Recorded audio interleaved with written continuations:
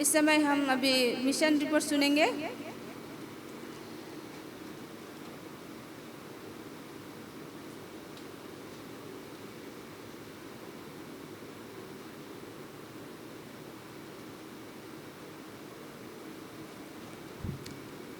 सभी को हैप्पी साबर। सभी को स्वागत है मिशन रिपोर्ट में। और आज का मिशन रिपोर्ट का शीर्षक है असली खजाना,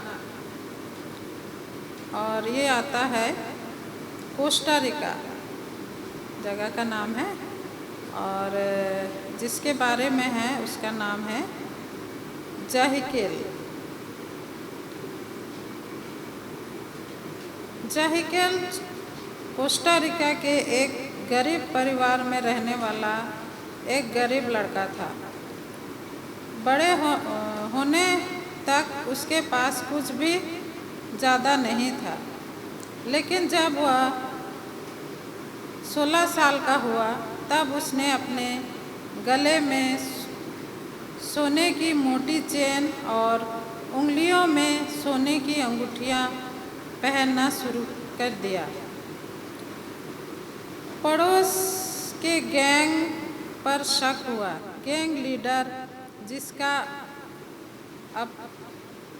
उपनाम द डेविल था, उसने सोचा कि जाहिकेल उसकी सहमति के बिना ड्रग्स का कारोबार कर रहा होगा। उसने गिरोह के एक सदस्य को सोशल मीडिया के माध्यम से जाहिकेल से संपर्क करने और पूछने का निर्देश दिया। क्या आपकी चेन असली सोने से बनी है? उसने पूछा जाहिकेल को। जाहिकेल को गर्व था कि उसके पास असली सोने के गहने हैं, और उसने एक शब्द में उत्तर दिया, हाँ, ये असली हैं। उसे पता था कि मैसेज गैंग के किसी सदस्य की ओर से आया है। वह एक बार गिरोह में शामिल था, लेकिन उसने इसे छोड़कर एक अलग गिरोह में शामिल हो गया था। अब वह ड्रग्स बेचने के बजाय घरों को लूट रहा था और फिरौती के लिए लोगों का अपहरण कर रहा था। उसने गिरोह से गलत कमाई से अपने सोने के गहने खरीदे थे। कई घंटों बाद उस शाम 7 बजे जाहिकेल ने गिरोह के सदस्य को मोटरसाइकिल पर तेजी से उसकी ओर आते देखा। जाहिकेल अपनी दादी के घर के बाहर खड़ा था, जहां वह रात बिताने के लिए आया था। वह अपनी माँ के घर से चलकर दादी के घर आया था, जहां वह दिन को वहां उसको रुकना था। मोटरसाइकिल पर गिरोह के सदस्य के पीछे गिरोह के सदस्य का भाई बैठा था। भयभीत होकर जाहिकेल ने देखा कि भाई ने 9 किमी की हैंडगन उठाई और गोलीबारी शुरू कर दी। उसने बंदूक पहचान ली। कई माह पहले उसने इसे भाई को बेच दिया था। एक के बाद एक 8 गोलियां जाहिकेल के शरीर में लगी, 2 उसके पैरों में और 5 उसकी छाती में, और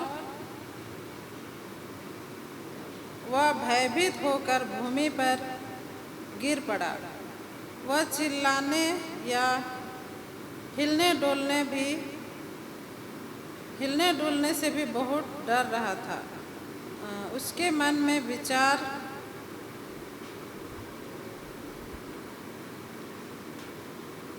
आया।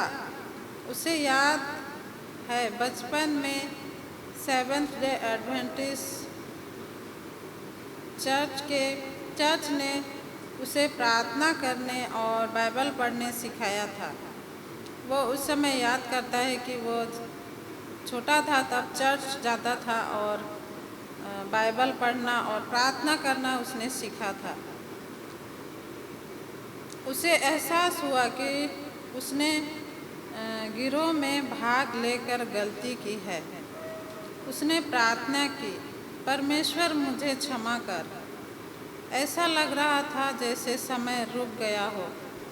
तभी उसने दूर से मोटरसाइकिल की तेज दौड़ने की आवाज़ सुनी। एक कार वहाँ से गुजरी, लेकिन उसके पास जाके रुकी। दादी घर से बाहर आई और जाहिकेल के ऊपर झुक गई। एक दूसरी कार आकर रुकी। 2 लोग बाहर निकले, जाहिकेल को अंदर रखा और अस्पताल ले गए। जाहिकेल अगले दिन दोपहर 3 बजे उठा। वह एक ऐसी मशीन से जुड़ा हुआ था जो उसे सांस लेने में मदद कर रही थी। उसके पेट के बीच में 23 टाँके लगे। उसे पता चला कि वह लगभग मर चुका था। उसकी मौसी के चर्च के एडवेंटिस्ट घंटों से उसके जीवित रहने के लिए प्रार्थना कर रहे थे। अब वह जीवित था और यह चमत्कार था। उस दिन से उसने यीशु के लिए जीने का फैसला किया। जब उसको गोली लगती है तब वो एहसास होता है कि नहीं, मैं गलत कर रहा हूँ, और वो सब गलत काम छोड़ के वो ईश्वर के रास्ते पे चलने लगता है। 3 साल बाद जाहिकेल नाई बनने के लिए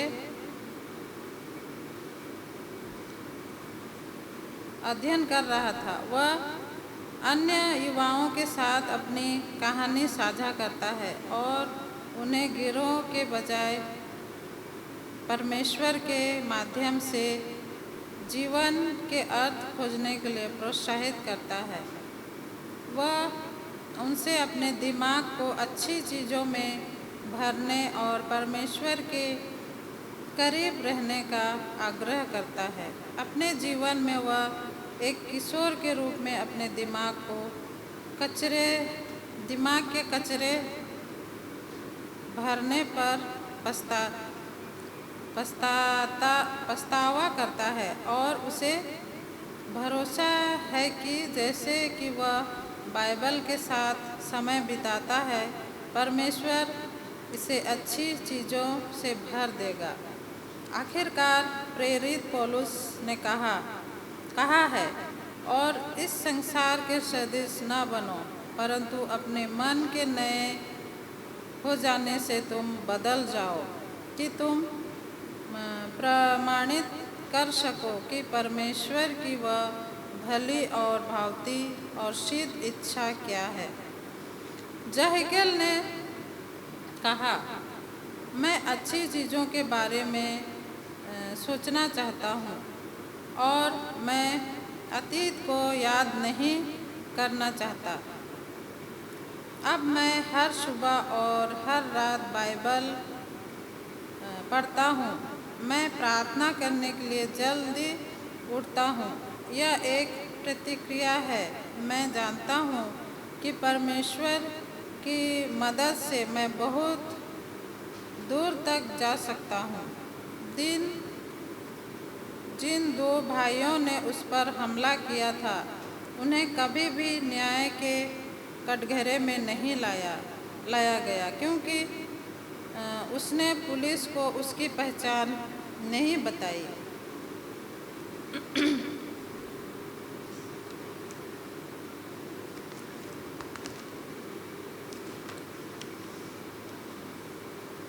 उसकी पहचान नहीं बताई थी।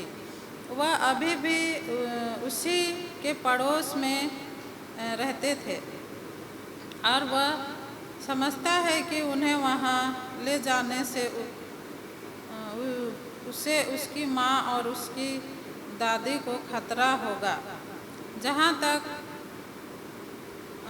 उसके सोने के गहनों की बात है, हमले के दिन उसने सब कुछ खो दिया। वह नहीं जानता कि इसे किसने लिया, लेकिन उसे कोई आपत्ति नहीं है। उसने बताया कि असली खजाना पहचाना नहीं जा सकता। असली खजाना वह है जो उसके दिल में है, परमेश्वर का प्रेम। यह मिशन कहानी कोस्टा रिका में जीवन और वहाँ की मिशन संबंधित चुनौतियों का आंतरिक दृश्य प्रदान करती है। इस तिमाही का 13वां शबदान का एक हिस्सा उन बच्चों के साथ यीशु के प्यार को साझा करने के लिए प्रभाव केंद्र खोलने में मदद करेगा, जो जाहिकेल की तरह कोस्टा रिका में ड्रग्स और गिरोह में प्रभावित होने का खतरा जिन बच्चों को है। सितंबर 28 को एक उदार भेंट योजना बनाने के लिए धन्यवाद। यह था आज का मिशन रिपोर्ट। धन्यवाद।